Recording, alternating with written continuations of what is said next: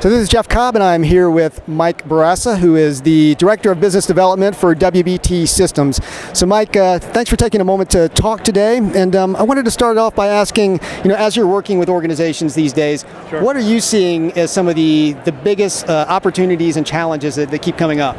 I think probably one of the biggest things is a lot of associations and whatnot that don't have LMSs are doing webinars. And they're trying to figure out how to monetize webinars, how to bring them into a learning platform, a learning environment, so they can use them as teaching tools and be able to track that thing.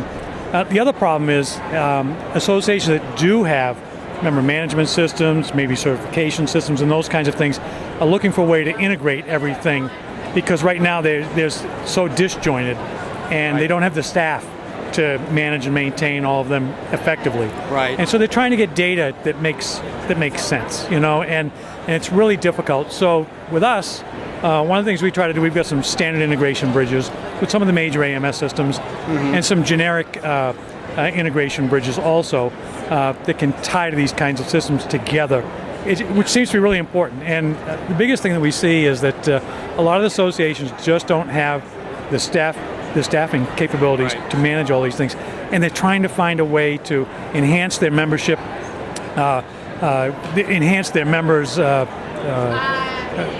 wherewithal within the organization, so they can create more value, more perceived value to their members. Okay, and so in terms of how WBT stands out, it sounds like the integration is a big part of that, Huge. being able to provide those integration hooks. Are there other factors that you highlight when you're talking with organizations and say that this is why we're really the right solution? There are, and over and above the integration, which is important, it's also being able to market their training, their content, these kinds of things out to their members. So what we've done in the systems, we've added a lot of marketing capabilities so the association themselves can go out and they can use these tools to market new training, updated training, and notify the members through using some of the notifications in our system. Plus, the other thing is really coming on strong now is the whole social aspect, social learning. And so we're doing things with badging, leaderboards, and those kinds of things, which is really important. Okay.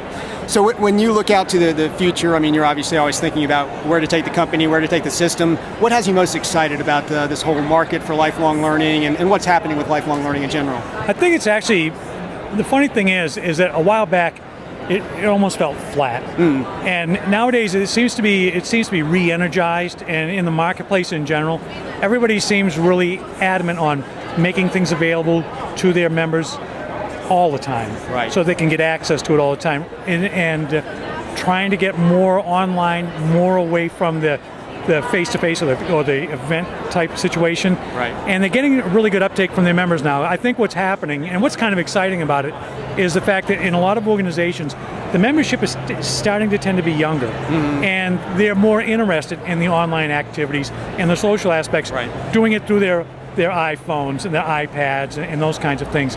And so a big piece to us has been responsive design, so that you can take advantage of those kinds of things. It's really quite interesting to see, especially in the last year and a half, the uptake that's going on with this. Definitely. It seems like online learning and knowledge have just become a fact of life at this point. Finally. Finally. Yeah. Well, Mike, thanks for taking a minute to talk. Oh, you're welcome, Jeff. Thanks.